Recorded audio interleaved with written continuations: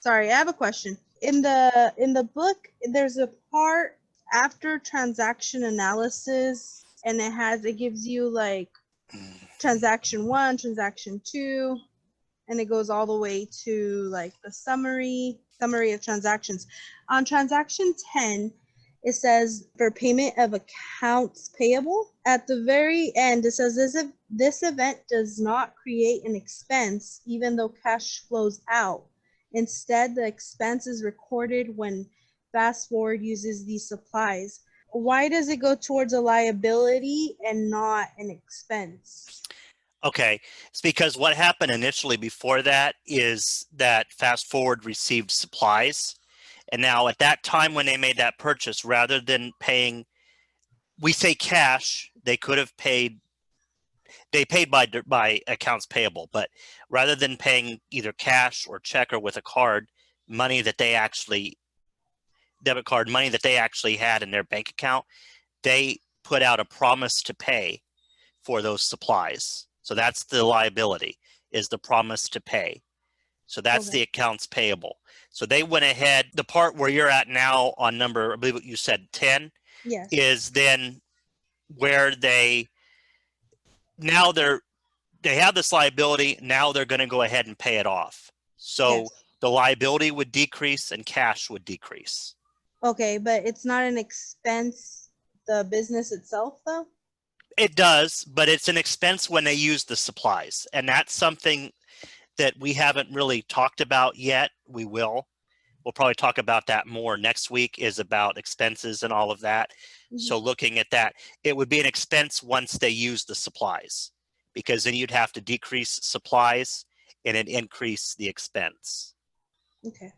There's a couple, and I say there's a lot of things going on there. And so this is exercise 1.8, and it's on page 34. The first part here they want us to do is to determine the missing amount, and then the missing amount is what is highlighted there in yellow.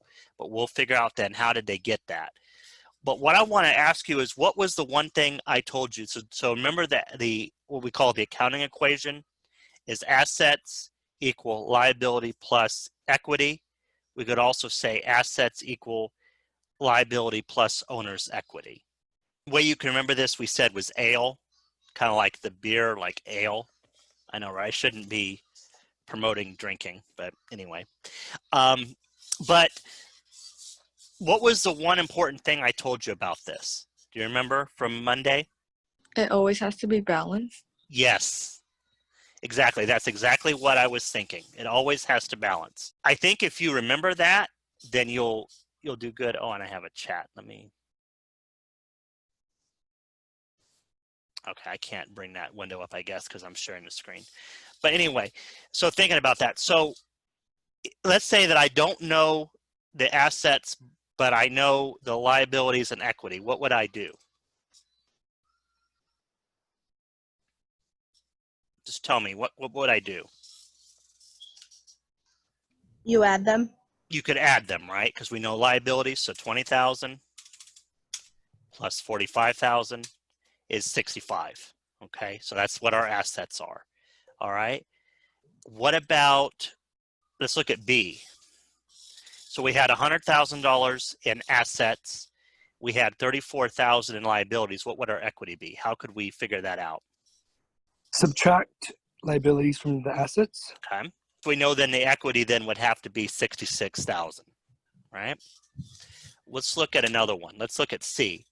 So if we had 154,000 in assets and we had 40,000 in equity, you subtract? You could subtract them, right? Yeah. So 114,000, okay? Let's look at another one. What about these? What could we do here? So same kind of thing, right? If we know the liabilities and the equity, what could we do? Somebody else. We could add them, right? Because we want to know what the assets are, so we can add the liabilities and equity. I think you guys probably got this, but we'll just go through these. So we know that the assets we know is 192,000. Okay. What about this one then? So number B. We're trying to figure out the equity. So they give us the assets and the liabilities. How could we solve for that? Subtract. Okay. So 62,000, okay, which is correct. And then what about C? How could we do that? You subtract again. Okay, yeah.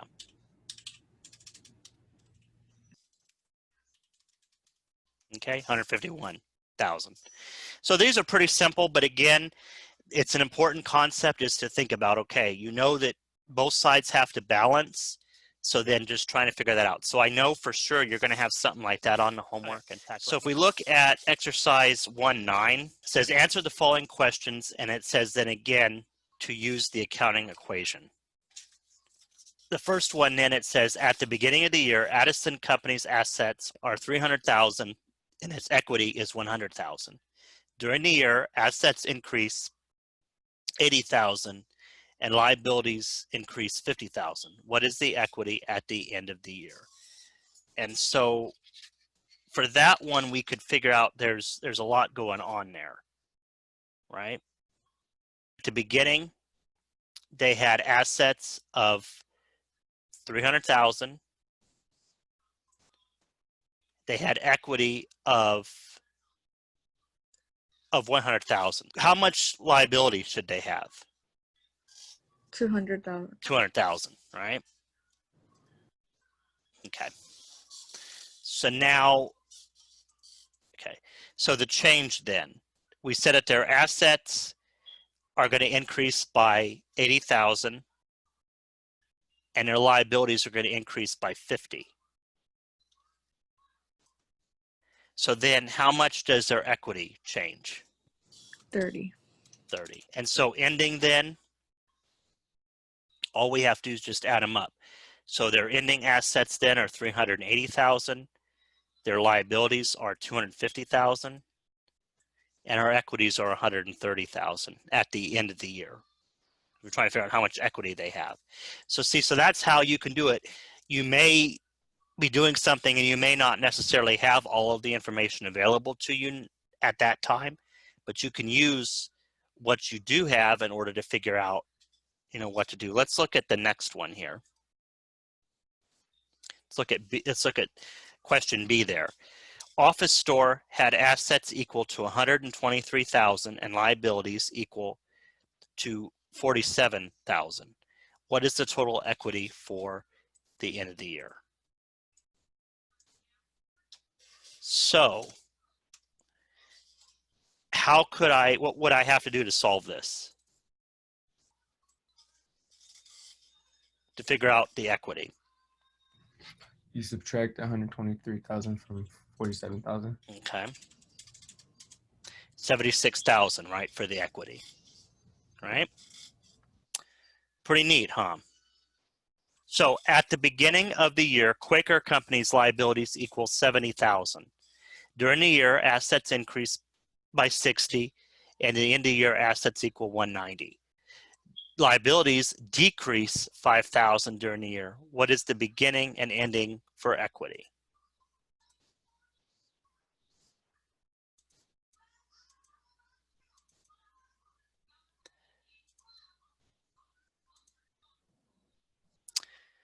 If we know that the ending is 190,000, right? If you subtract 60 from that,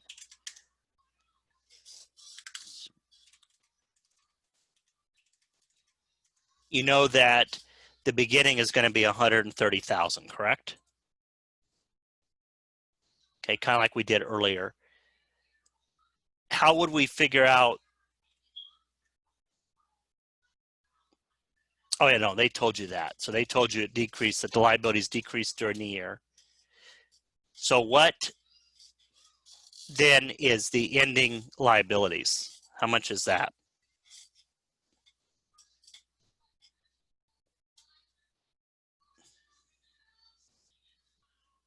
Is it 75,000? No.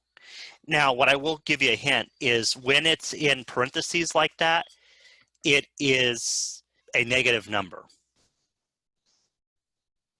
remember we said that they started out liabilities were 70,000 and they decreased by 5,000. So what would be the ending? So 65? 65, yeah. And then the equity. So that's what we're trying to figure out. So what would be the beginning equity then? We know two pieces of it. How would I solve for that? The beginning equity. Subtract the assets and the liabilities. For the beginning, right? Yes. So 60,000 is the beginning. And then we do the same thing, right, for the change.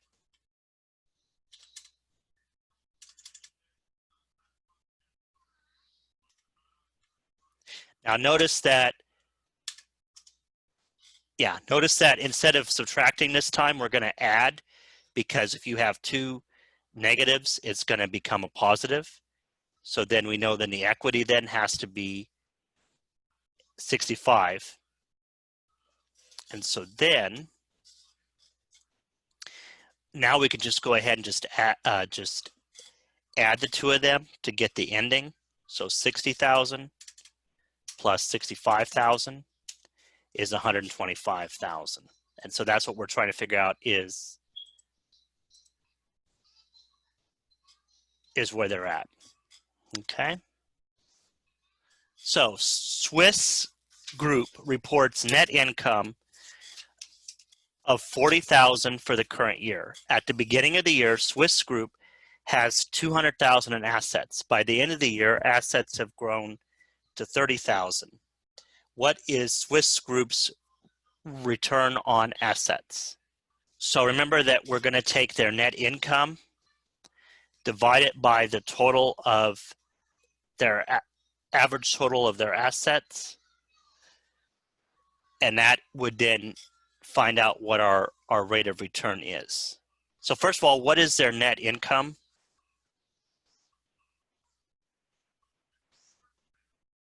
Tells you right in the problem. 40,000. Okay. Now, this is tricky. So we want to figure out then the average total assets. So we know that at the beginning, they said that they have 20,000 in assets, and then it said that the assets had grown to 300,000. So what we could do is take them, divide that by 2, and so I'll do that for you here. So if you take 200,000 and add 300 to it, that's 500,000. Divide that by 2, you're going to get 250,000. Right? So that's the average total assets, and then we need to divide the two of those in order to get the return on assets.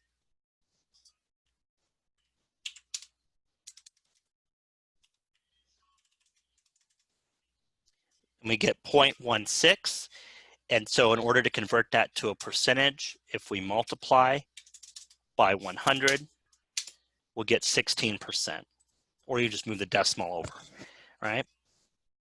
So we remember that return on assets, it's useful for evaluating management, analyzing and forecasting profits, and planning activities. Return on assets, ROA, also called return on investment, or ROI. So sometimes, more often, you'll hear it ROI, return on investment, but you might also see it as ROA. But ROI is something that's really important, and it's something that managers and people that they're looking for. So we just calculate. Let's do one more. Similar, but we're going to have different numbers. First thing is, and you saw it there, so this one is a little bit different. It says Swiss Group reports net income of 70,000 for the current year. At the beginning of the year, Swiss Group had 300,000 in assets. By the end of the year, assets had grown to 400,000. What is Swiss Group's rate, a return on assets, or we could say return on investment, ROI? So the first thing there is we need to know is their net income. What is their net income? 70,000. Okay. And then we need to figure out then the average return on assets. How would we calculate that?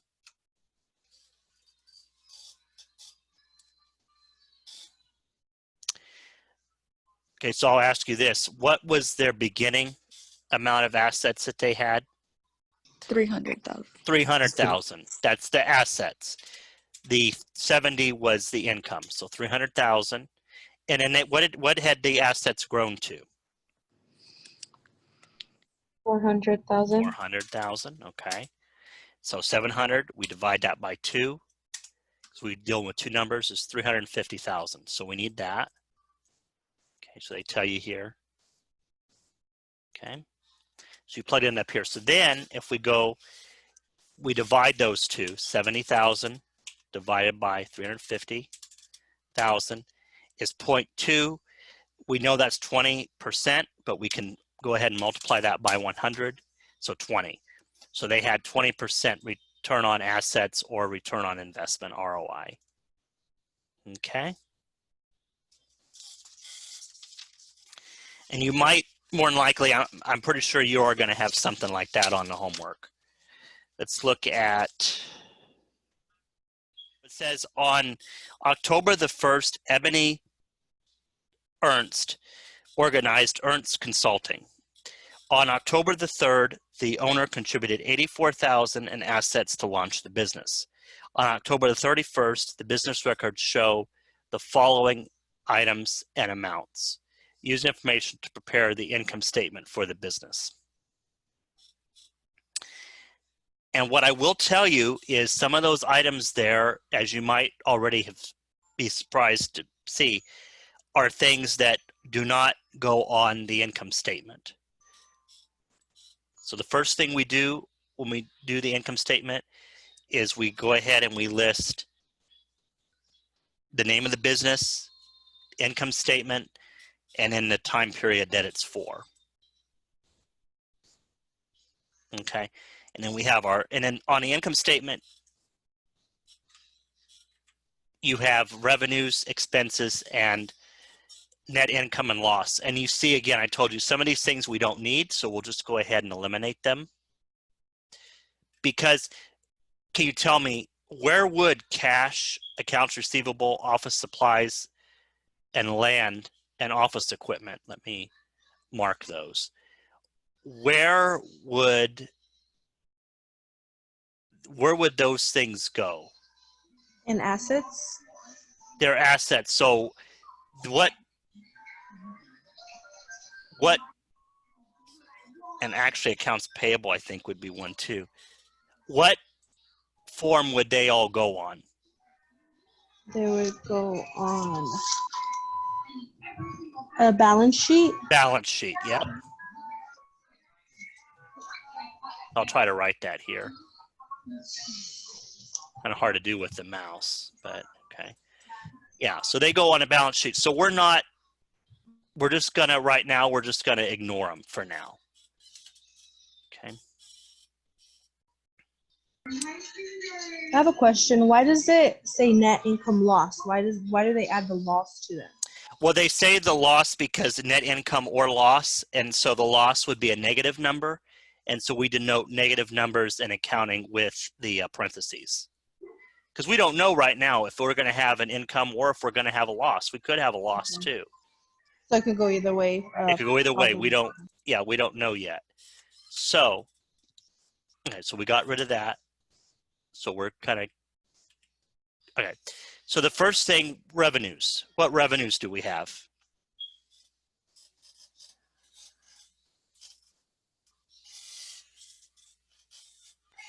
The consulting revenue?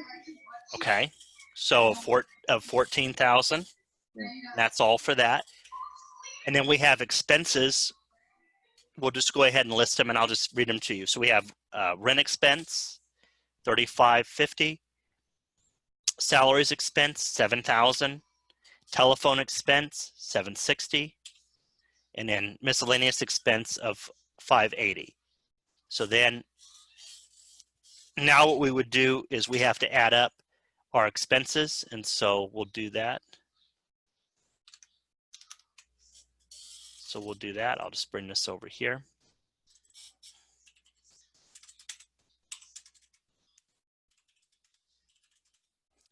We have 11,890 in expenses. Okay. So then what do we need to do then to figure out the profit or loss?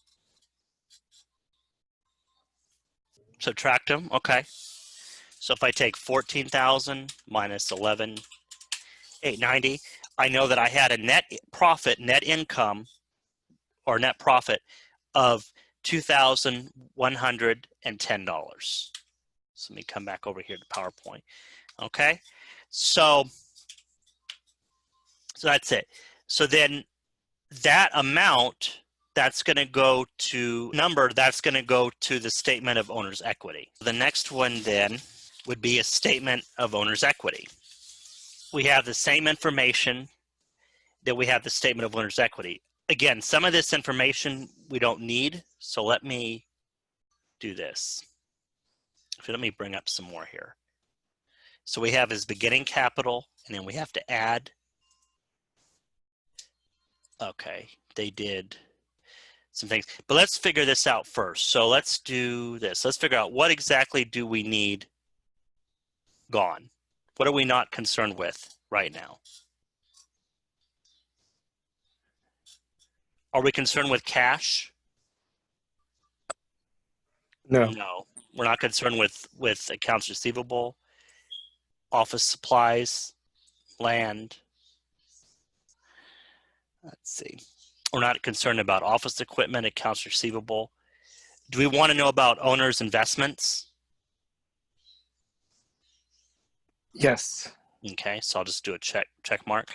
What about owner withdrawals? Yes. Okay. And then revenue, consulting revenue? No. Right, rent revenue? No. So the rest of this, no. And then we're going to have to bring over the amount of net income that we had that we looked at previously. October 1st, he didn't have any capital because later on because on the 1st, he didn't have anything. He organized it. He invested $84,000 on the 3rd. So we have investment by owner of 84, and then we have net income that we got from the income statement. Again, they're just showing us the income statement again. We said his net income was $2,110. So we'll go ahead and put that in here. Okay. So then we know then total of 86,110. Less withdrawals by owner. So how much did the owner withdraw? 2,000. 2,000. So we'll take that. So he left some of his net income, he left some of that in there. So then his ending capital then for October 31st then was $84,110. So he left $110 in there along with what his initial investment was. And so we're going to take the ending capital then, we're going to take that to the balance sheet. Then we have Ernest Consulting balance sheet for October 31st. So we have on the left-hand side, remember, it's going to be very much like what you're talking about, the accounting equation. You have assets, and then the other side, on the right-hand side, you have total liabilities and equity. So then we're going to list our assets. Which ones in here? We'll figure this out real quick. What up here are our assets? We'll do the assets, and I'll just do this here just so we can see it in yellow. So what are our assets?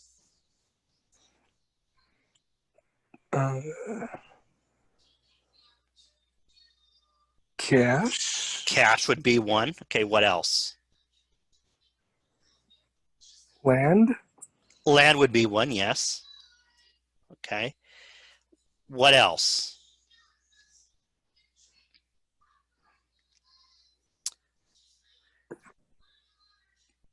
Would accounts receivable be an asset?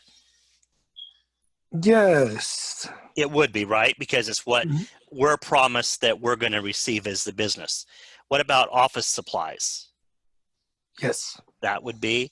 And what about office equipment? Yes. That would be. Okay. All right. So then we're just going to go ahead and list those. And we'll go ahead and add those up when we get our total. So 92,610. Now, you notice here what they did too. They put a double underline. Okay. That tells us that then this amount over here on the left had better equal what's over here on the right. Again, very much like what we said, everything has to balance. So then let's look at our liabilities. And what are our liabilities here? Accounts payable? Accounts payable, yep. So then what we do, we just go ahead and list that down there. So $8,500. And then we have the equity, which we know that the equity is going to be E. Ernst equity. And that's going to come from our statement of equity. And so we said 84,110. So then our total liabilities and equity is 92,610. So now we know that, and I'll go ahead and get a pointer here and a pen. We now know that both sides balance. So then we know we're A-okay, right? So we're not done with Ebony. Ernst, we got one more. So now we're trying to figure out, Dan, on this one, we're trying to figure out the statement of cash flows. So we have the same information that we looked at, and then also assume that the owner's initial investment consisted of $38,000 in cash and $46,000 in land, that the company's $18,000 equipment purchase was paid for in cash, that the accounts payable balance of $8,500 consists of $3,250 in office supplies purchased and $5,250 of supply salary yet to be paid. The company's rent, telephone, and miscellaneous expenses are paid in cash, and no cash has been collected on the $14,000 of revenue. So then that would be, because that's what our accounts receivable is the consulting revenue. We haven't received that yet. Okay, so now we look at the statement of cash flows. The first thing that we need to do then is we want to figure out our cash inflows, cash flow from operations. So the first thing it says here, and then investment activities, financing activities, and then the cash balance. Remember, we talked about these on Monday. We said there's different parts of the business at different activities. We said operating activities, investment activities, and financing activities. So we said that the first one is cash received from customers. Have we received any cash from customers yet? Right here, number E. No cash has been collected on the $14,000 of consulting revenue. So we've done sales, we've done consulting work of $14,000, but we look up here, we see that we still have accounts receivable of $14,000. So we've done the work, we've earned the revenue, we just haven't been paid it yet. So cash received from customers is going to be 0. And then cash paid to employees. So it said that, so he said salaries expense is $7,000, but then down here it's telling us that the accounts payable balance consists of $8,500, and it says $5,250 as salaries yet to be paid. So that's part of the salaries expense, but we haven't paid it. So if we want to know how much of that we've paid, what we can do is take salaries expense $7,000 and minus what we haven't paid yet is $1,750. So we know that we've paid our employees $1,750. Now we put this number in parentheses because that designates that it's a negative number because this is a cash outflow. Cash being that we pay to our customers for their wages. And how much do we pay for rent?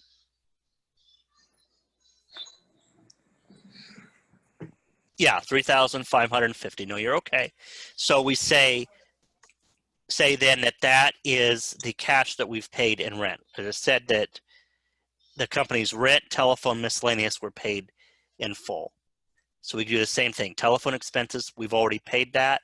So $760, miscellaneous $580.